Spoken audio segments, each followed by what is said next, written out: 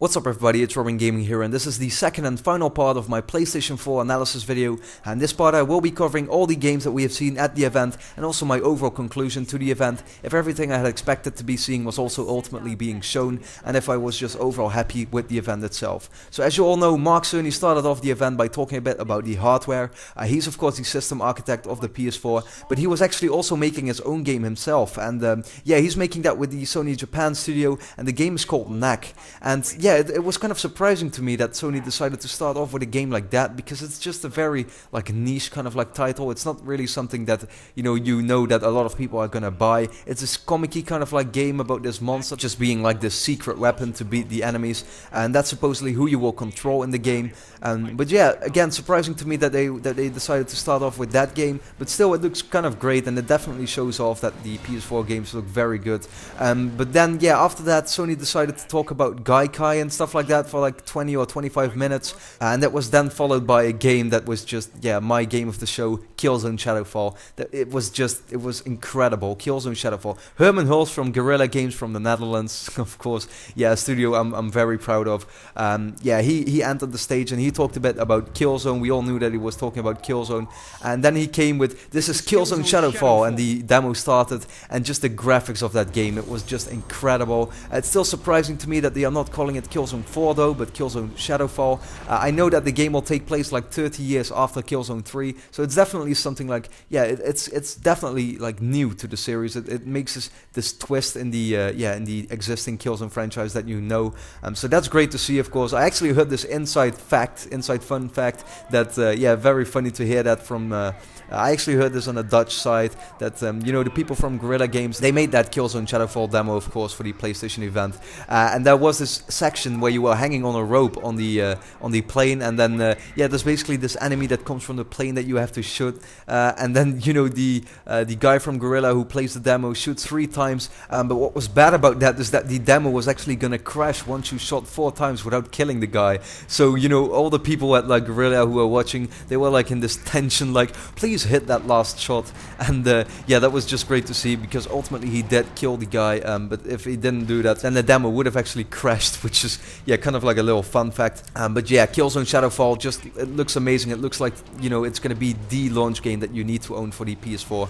And after that we got the guy from Evolution Studios who was presenting Drive Club. And now Drive Club is kind of like this social racing game, and yeah, he acted like he was very happy with it, and he's very excited about it. But to me, it didn't really look, you know, that special. It's definitely, it looks amazing, but it really looks like Gran Turismo 5 or Gran Turismo 6 or just Gran Turismo in general, to be honest. And yeah, I don't know what Polyphony thinks of that, but yeah, Polyphony is of course the studio that makes Gran Turismo, but yeah, it definitely looks a bit like that, and I'm wondering to see, you know, how this game, what it will turn out to be like. But I'm definitely looking forward to hearing more about it. After that we got Infamous Second Son. Again, you know, Infamous is this definitely a pretty popular title for PS3, although it didn't really sell a lot, but it's still, yeah, it's still pretty popular. And yeah, to see Sucker Punch continue with Infamous is definitely great to see. But they also have this different take on Infamous now, a new protagonist, you know, a new world, it looks like. Definitely, yeah, it is the Infamous universe, but it's different than what you are used to. So yeah, that's great to see. Also, they got rid of the number, so they started over again as well. Infamous Second Son. Yeah, it surprises me because especially for Killzone, like it's Killzone 4 for the PS4. I mean, I really thought Sony was going to do something with that, with the numbers, but it looks like they are just really like dropping what you know about those IPs and just doing something new with all the IPs. So that's definitely great to see, and I can't wait for Infamous. Also looks like, you know, this great game that you definitely need to own. After that we got the guy who made Braid come to the stage, and he was talking about this game, The Witness. It's kind of like this puzzle game, this indie game, and yeah, I'm definitely interested in it, though it doesn't really look like a game. Yeah, I have to know more about, but I'm definitely looking forward to it. It looks like, again, another great game, because he made Braid, and Braid was this huge indie game success. success. And yeah, just great to see, you know, indie games like that, and how Sony is supporting those games as well. So after that, we got Yves Guillemot, the French guy from Ubisoft, the leader of Ubisoft, to talk a bit about, you know, what Ubisoft will be doing with the PS4. And then a guy from the development team of Watch Dogs came to the stage, and he of course showed off Watch Dogs. And Watch Dogs is this big anticipated game that, you know, I can kind of see why people are so hyped for it, but at the same time, I don't know yet, to be honest. I mean, we've only seen 10 minutes at E3, and then like a 5 to 10 minute demo right now, and it definitely looks awesome. I mean, the graphics are great, and the gameplay looks very fresh. This hacking GTA kind of like game, definitely something we haven't really seen before, and again, it looks stunning. But just because we have only seen 15 minutes so far, I'm not gonna go jump on the hype train, you know, and yeah. You know, I'm just wondering what they are going to do with that game, how it will turn out like, but I'm not like the most excited person for that game yet, though it definitely looks amazing.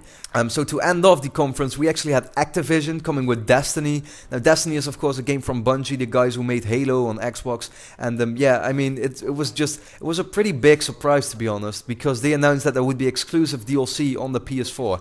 Now, I don't know yet if this means that, you know, Xbox will actually also get exclusive DLC, or that it's really just PlayStation that will be getting exclusive DLC, but it's this big leap, you know, from Bungie being this big Xbox studio to now being this, you know, third-party studio with exclusive DLC for the Sony platforms. So that's definitely a big surprise. Again, definitely kind of like this punch in the face for Xbox fans, though I'm not a fanboy or something like that. I mean, I can appreciate both systems, to be quite honest, and yeah, I'm not a fanboy at all, but it's definitely this big punch in the face to all the fanboys for Xbox. And yeah, I mean, Destiny also looks amazing. It definitely looks a bit like Halo, and yeah, I'm really interested in what the game will turn out like, but again, that also looks like a great game. Okay, so something that was surprising to me was that we actually didn't see the console. We didn't see what it looks like. Supposedly the final design just isn't ready yet. They don't exactly know yet what the system should look like, so yeah, I'm definitely sure that they will show that off at E3. And the general impression of the graphics to me is that it looks stunning. Like, I mean, you can't just make this big leap anymore that we saw from PS1 to PS2 and from PS2 to PS3, because games are definitely looking very realistic right now, and it's just hard to make it even more realistic, make it even better looking. But the particle effects and stuff like that is definitely what makes it one step ahead of the PS3 for sure. The particle effects just look amazing.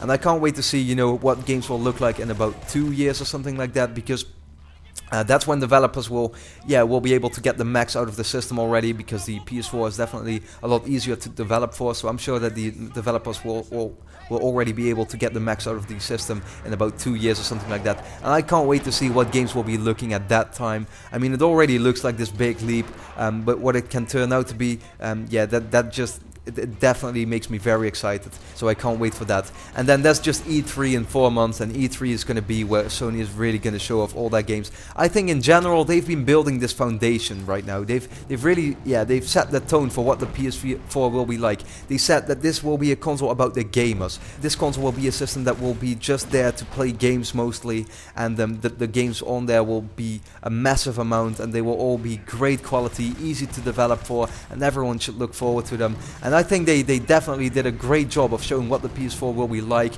all the basic features and stuff like that, and then also some great launch games, some great third-party games to show off their support as well. And then, I mean, Sony has 12 studios, and we've only seen 4 games from 4 studios, so they've got 8 more studios working on PS4 games for sure that we will see at E3. And I think E3 will be this massive showcase of all the games that they have planned. Uncharted 4 is a game that I can't wait to see. Gran Turismo 6 is something we will be seeing there for sure. A new Final Fantasy game. I mean, all those kinds of games, and then also new IPs from other studios, which are just very exciting to see. I really hope we're going to see something like Mirror's Edge from EA. I really hope they're going to make that move as well. Of course, The Last Guardian is something a lot of people are asking for, and I really hope that we will be able to see that there as well. I'm actually quite sure of it. Maybe even before E3 already.